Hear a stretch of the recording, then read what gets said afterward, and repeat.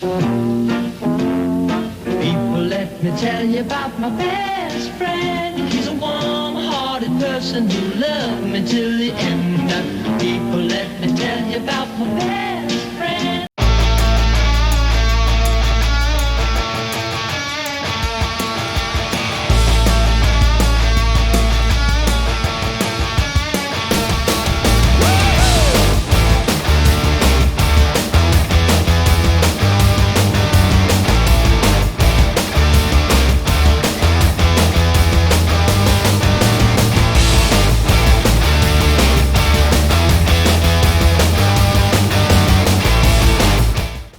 Welcome, everyone, to the first TGIM of the 2022 season. We've started practices at the high school level. We got through tryouts. We have scrimmages coming up on Friday, and we are talking to two guys from one of the best teams in the state. Was no way to have them on individually. We wanted to get them both on, and given their history and their background and their friendship, we got to get them on together. It's Shea, Grady, and Matt Chapman from Cranford High School. Welcome, boys. Thanks for coming on, and we're ready to go here. Thank you for having me. Absolutely. Let's I don't really know where to start here, so we can start at like the start. You guys have been friends forever, pretty much. You saw a couple of pictures in the opening from when you guys were a lot smaller. Matt jumping on Shea after winning. I think that must have been states from what age was that? I think the picture from 8U. 8U, and friends before that and friends now, so probably pushing a dozen years here. What's it like playing with like your closest friend at the level that you guys are at, and knowing you're both going to D1 schools? Shea, you've committed to Bryant, Matt, Mount St. Mary's. No, I mean, me and Matt have always played together, and it's always fun when, you know, you go play with him and then we can go home after and hang out after. You know, it's like it's fun winning with your best friends, especially Matt, so it means a little more when you win. Yeah, and especially, you know, having him there to whenever you want to go throw, you can go to OAS, the school right by us. He's always there. Matt, we'll start with you because it was more recent. Tell us about Mount St. Mary's and you know, the just the really cool kind of feeling of being able to realize that dream of yours. Yeah, it's awesome. You know, I knew right away. I built great relationships with the staff. I started talking to Coach Tar through Twitter in the summer, and it carried through. We got on the phone every week. And then this past January, they offered, and I accepted it about a week or two after. Yep. And Bryant, how did that come along? Yeah, so I was I got my first offer actually in the March before the sophomore season, but I didn't take it because I wasn't really sure. Like, I haven't seen other schools, so I went through the season, went through the summer season, got a few more interests, and then I actually got a DM from Coach Pelletier interested, and we just kept talking for a few weeks, and then I went up there for a prospect camp, and about a few days after they offered me, and I knew right away. I mean, I love the campus, I love the coaches, everything about, you know, the tradition of the baseball team, so I took it pretty much right away. So we hope, and we hope it's sooner rather than later. Of course, we're looking 2 years down the road. You know, Matt's going to have to face you, pitcher versus hitter. Now, has that ever happened before, other than one of the things we're going to talk about later? But has it ever happened in baseball? Have you guys ever played against each other? I remember one time. Matt probably doesn't remember this. I remember it a little bit. It was probably like rec baseball back in 10U. I think we faced each other once, and I'm sorry, Matt, but I do remember. I'm pretty sure I hit a single over the second baseman's head off him. Wow. Yeah, I don't remember that. I don't know why I don't remember that. So I don't think it can be counted. Remember that, but I just do. So what we're saying is Matt does not remember it, so that means it probably didn't happen. Is that what we're going with? No, I think he's trying to just cover it up a little bit. No. So what happens? You guys are gonna have to face each other. Who has the edge? I mean, do you know how to pitch to Shea better, or does he know what's coming? I don't know how to pitch the Shea. Yeah, I'd probably walk him. Yeah, I'd probably have a tough time too, honestly. I mean, even though we throw so much, I feel like this kid will go to OAS, like he said, to school by us, and I feel like this kid will be like throwing a new pitch every time we go. He's like, "No, I've been working on this sinker. I changed my changeup curve." I swear he changes pitches every day. So I honestly don't know how I would be able to hit him. The fact that you guys have been best friends since you were 5 means nothing, because the chances of him having like 4 new pitches by the time you actually do face is like He might be throwing like a football at me in a few years. Who knows? Possible. You guys have gotten, before we get into the really young stuff, let's talk about Cranford this year. Exciting times, obviously. You've got a pretty stacked roster, certainly lineup. Matt, you and Will Gallagher, kind of the experienced pitchers of the two, or have the most experience. But, it seems like always in contention for extending your postseason. Give us the lowdown, kind of shout out your teammates. But what do we expect from Cranford in 2022? Like you said, Will Gallagher is going to be great on the mound this year. Also plays a little shortstop. Ryan Jaros, obviously third base, great player, great teammate. Tony Silva at first. Then our outfield, we got Jake Carter and Shane Van Dam, who's QB1 for Cranford this year. It's just a brotherhood. We just, no matter who's on the team, like we'll find a way to win. It's what we always want to do. Our coach preaches winning constantly. It's just win, win, win. Play together. So you'll just see a lot of hard work and winning probably. Yeah. The thing with Cranford, every year you have a chance to win the state, and I think that's really special here. So. Yeah, and that would be a nice, easy storybook thing if, like, movie thing, like, best friends get together and win a state title. But there's always one obstacle in the way in your district, in your section, and that's Millburn, right? The 2015 and 2017 state champs. So making it, of course, even more of a movie than that is, Millburn's great coach being Brian Chapman or Matt's dad, depending on how you want to look at it. Tell us, Matt, what that was like. First of all, your dad being such a highly respected high school coach, but then the fact that he's this highly respected high school coach of your biggest rival, but also, the border town that you used to ride the bus to all these big playoff games for. So like, how conflicted does that make you during baseball season at times? Yeah, it was difficult. Very different. I've never played against him in my life.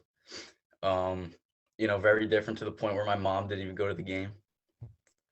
But nothing changed. I think there's a quote of my brother saying somewhere how if he wanted to lose to anyone, it would be him. So.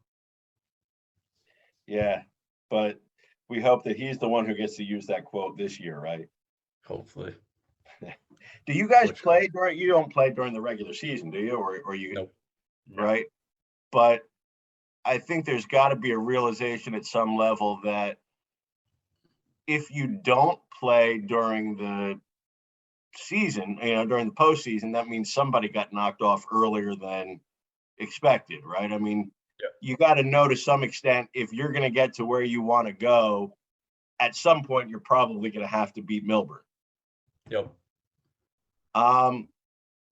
Ever think about, because now you're at the point where now you play them, but you might be pitching, Matt.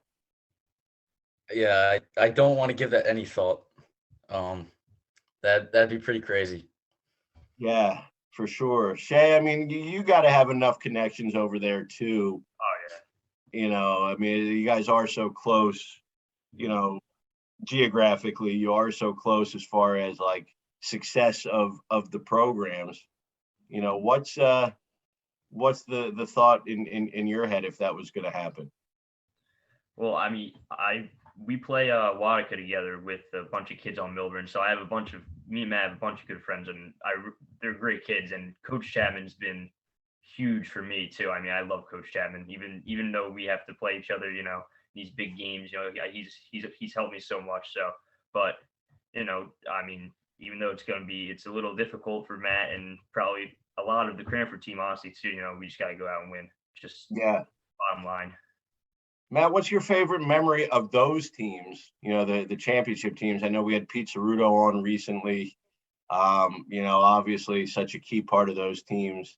You know, you look at some of the other guys who are tearing it up now that were played then. You know, as a young kid who rode the bus to lots of those games, we won't talk about you skipping school or won't, you know, anything like that.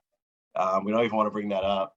But what did you remember? You know, what do you remember from that you have used to kind of help push you along? You know, that to make you a better player. Yeah, just seeing how they handle themselves on and off the field was a big thing. You know, they're all gentlemen, and to see them go to the next level and see how they did it and the work they put in. One thing that I guess we should discuss that you guys have, you know, did that I think was pretty cool, and we've got an awful lot to talk about there, you know, picture wise and video wise. You know, 2 years ago when COVID hit and kind of wiped out everything, you know, wiped out the school year except for the last dance, which Cranford, you know, did pretty well in, if I remember. It wiped out a lot of summer ball.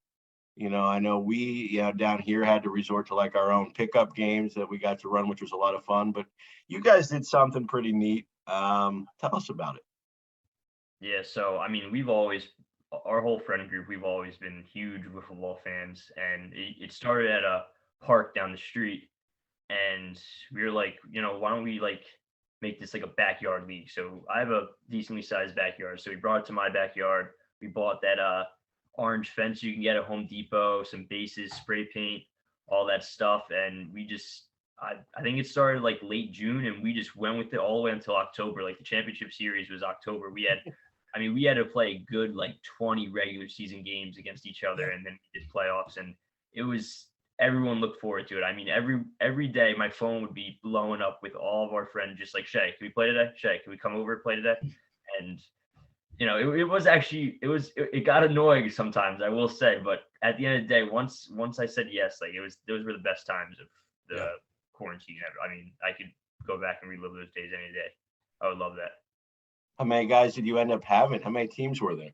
There were, what was it, 4 teams of like 3 to 4. Yeah. Yeah. I heard you got people, like kids in the neighborhood would come watch. Oh yeah, we had spectators. Matt, I want you to give me your scouting report on Shea, not as a baseball player, but as a wiffle ball player. Yeah. I mean, if you put the video in, you can see he's afraid to pitch to me. I believe we have that video, and I think we can put that up. Please. I mean, he's okay. He's a little wild when he's on the mound.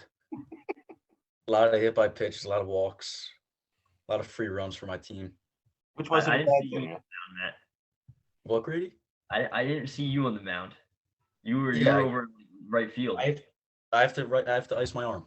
Yeah, I was going to say, you gotta, you know, you don't want to mess up you can't mess up the greatness routine by having them throw different weighted balls and stuff like that. You get injured. You don't want to.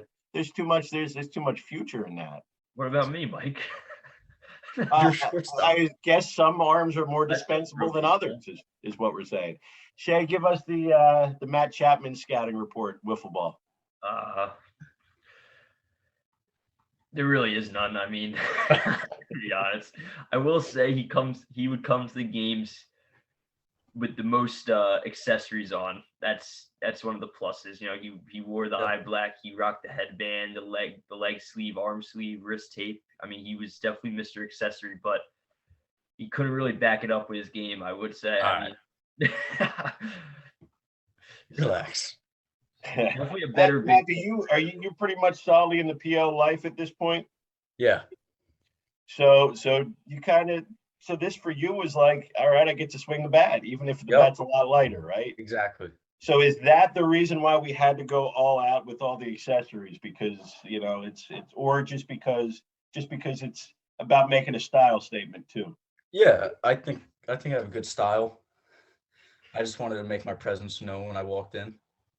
Yeah, he needed to make his presence known because it wouldn't show it on the field with his skills. Hey, if you can't do it on the field, you got to do it somehow. Exactly. Who ended up winning the whole thing? Shea's team. Okay. All right. I see. We got the full out trophy. Was that always gonna? Is that a wiffle ball trophy? Is that like that's your championship trophy there? Yep. When did we decide that the winners were getting those, or did you just kind of do that for yourself because you? Yeah, I bought that with my it money. was actually Matt. I got a text from Matt one day, and it was just a picture of the trophy at his house. He was like, he was very set on his team winning, so Yeah. he needed I was to have confident. Were you at least in the finals? Was that at least the championship series, or No, did you we not got even make I it? was not. I got knocked out in the semis. And since there's only 4 teams, there really was only semis, is what we're saying. Exactly. we were Sounds at better the when 4 seed. Sounds better when you say you made it to the semifinals, though, right? Yeah. Exactly. Favorite I'm a professional teams. What do we got? I'm a Are we huge both Yankees fans? Nah, Mets. I was named after Shea Stadium, so And his room. I got no choice, unfortunately. No, I was gonna say that's Yeah. they signed Scherzer and the sport blows up. Yeah. Yep. Bad. Just our luck. I was gonna say that might be a reason why the sport Mets are not allowed to do anything. Matt, Yankees fan? Mets fan. Oh, you're both Mets fans. Yes. All right. But you were not named after I was not. any stadiums or anything like No. that. Favorite players? Francisco Lindor. I mean, he always was, and then once he came to the Mets, I was going crazy. So he was your favorite before he was a Met. All right. Marcus Stroman. I kind of took that in this fall. I mean, definitely gained some confidence on the mound, which definitely helped. Yeah. Now, Matt, you had a lot of progression this fall, right? Throwing in the travel and throwing with the Wataka program, and was this kind of like your big blow up season? And I mean, does that get you even more excited to see where it carries over? Yeah, I'd say this fall was it for me. In the summer, I was still 80, 81. And then this fall, I kind of got up into the mid 80s. So I think that was a big step for me. Yeah. I mean, it's just kind of also a natural progression and confidence of your, knowing where you're going to school too, right? It's kind of like, what are our goals, each of us, for this coming year? Not just obviously a goal is to win a state title, and it's cool that you guys are in a place where you can do that. Not so much average wise, or anything like that, but what are the goals that you want to see to kind of take your game up one step? Probably just get on base as much as I can. Just keep getting hits, keep getting on base, giving my teammates behind me a chance, like Ryan and Luke Lemire. Just give them a chance to drive me in. Yeah. For me, develop a changeup. That's always been kind of my thing for the past few months. I think a 3-4 pitch arsenal would be good. So, Matt, tell us about the rest of the pitching staff. I mean, we know Will, Ryder commit obviously is coming in as, the number 1 guy. And, you've certainly shown enough to be a really good number 2 guy. It takes more than that to get to what. Yeah. I think Sean Woodruff, a junior, is going to take some innings. I think he's going to be a big player for us. And then we have 2 seniors, Dan Abrahamson and Kurt Petchow, who pitched a little bit last year and are really consistent. So, want each of you to give me one thing on your bucket list. This might be pretty common, but I would want to go see every MLB stadium. And well, it's okay if it's common. It's a cool. I mean, how many? Are you like I've been to? How many have you gotten to? I guess is what I should say. It's like we're starting from scratch. Oh, geez. I don't even know off the top of my head. Maybe like 8 to 10. Like, I've got I don't have like a ton, but I don't. I'm not just like City Field, Yankee Stadium. You know what I mean? Right. Like I've been to like Denver, been to Anaheim. So I've got a few. You got a couple of the hard ones off the list then. Yeah. Been to Philly? Yeah, Philly, Washington. It's about yeah. What else? I think one more. I was at Braves. Braves, yes, truest. Yeah, you go down to Georgia for travel stuff all the time, probably at least once a year. Yeah. Yep. Matt, did we give you enough time to come up with one? That's a good question. For me, it's always I want to go to Hawaii. I don't know. My parents have raved about it. I want to go. Is it just, I mean, anything you, I mean, is it like I want to go surf in Hawaii? Is it just, I just want to go to Hawaii? I just want to go to Hawaii. Go It inside a looks volcano, take a look, anything cool like exactly. that? Yeah. And there's so many great things you could do. So that's cool. One part of your pregame routine that you couldn't do without. I got mine. Pitchers always have one right away. Drink a bang. Flavor matter, or is it like it just I think doesn't? I've gone for every flavor. What is give me a top 3 bang flavors then? Okay. Just in case anybody's watching this and they want to do an NIL thing for you. Yeah. Cotton candy, cherry blade lemonade, and sour heads. Trust. So you were going sweet and then you threw in the sour at the end there. All right. Yeah. Shea, routine. I mean, definitely listen to some country music. But we do that during the game as a team, out on the field. But I mean, probably eat some bacon and egg sandwich. I feel like I have before every game. It's my go-to thing. Now, normally I ask what's one thing we don't know about, you, but that's what I'm asking, doing one person at a time. Matt, what's one thing we don't know about Shea? And be careful, don't make it too crazy, but what's one thing we don't what's one thing that we don't know about Shea Grady? Is that he's like weirdly good at basketball. Really? Yeah. But like, I don't know. They never gave him a chance in middle school, so then he quit. Weirdly good. He's a good shooter. I'm guessing he's a shooter. Yes. Yeah, he just sits in the corner. So corner threes is Shea's game. Yeah. See, so maybe he didn't get the chance in middle school, but I feel like maybe modern NBA, he'd be like the ideal, get somebody who can drive to the basket, stick him out in the corner, and he's money. Exactly. Shea, you know where we're going. All right, I got 2. All right. Matt changes his favorite NFL team every week. Every week. I mean, it's the Saints, Titans, Jets, Cardinals, he said. Yeah. Bills. Yeah. It's a new team every week. So that just means he doesn't really care about the NFL is what I think.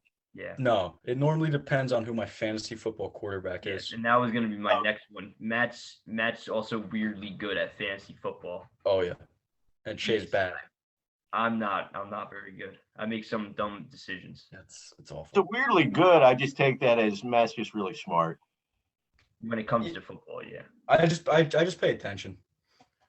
Yeah, that's all it takes. You need. And be compulsively competitive. Exactly.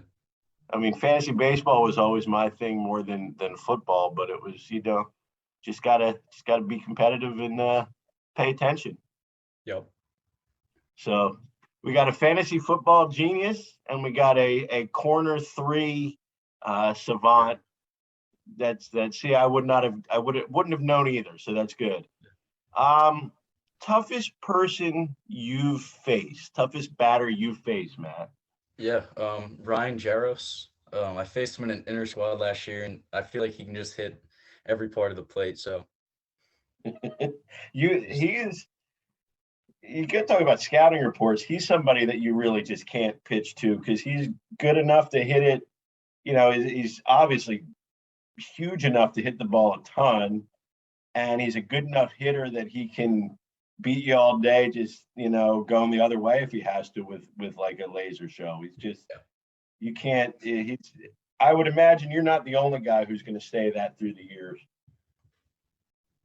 Shea, toughest pitcher for you? It's got to be Chris Ho from Westfield last year. I mean, we saw him twice, and I mean his stuff was just disgusting. It's like slider, changeup, sinker. It was hard. I mean, he had me like almost jumping out of the way with the slider, and it just landed in the middle of the strike zone. I mean, he was pretty at one county semifinal game. And he throws hard enough, but it's not like he's like an upper 90s guy or anything He's like a low 90s, high 80s, but it's just like it's firm and it's like he's got good secondary pitches. Yep, UMBC now, right? Yep. Yeah. No, it's those guys are always the toughest to face, right? Because it's not like you can just sit on a fastball and time it. Yeah, because that's still tough to do. Yeah. See, so Matt, you better learn that changeup. Yeah. His list of toughest guys to face. Yep. In a couple of years when you get them out in the NEC championship game. Yes, sir. What would it mean? And we'll probably finish off with this. But to you know, the little league level, you guys have won all sorts of titles. And we showed the 8U picture at the beginning. You guys had an incredible experience growing up playing in Cranford Little League. To kind of finish this chapter with, you know, whether it's this year or next year, you know, winning a high school state title, not only just winning the high school state title, but for Shea to win it with Matt, and, you know, Matt to obviously win one with Shea and your other guys that you've grown up with. Yeah, I mean, it will mean a lot. I mean, winning a state championships, I mean, it's got to be a great feeling, but I can just see how it would mean a little more. You know, we won state championships 8, 9, 10U. Now we're doing it junior, possibly senior year of high school. I mean, it's got to feel pretty cool, and that's what we're both working for, and the whole team is too.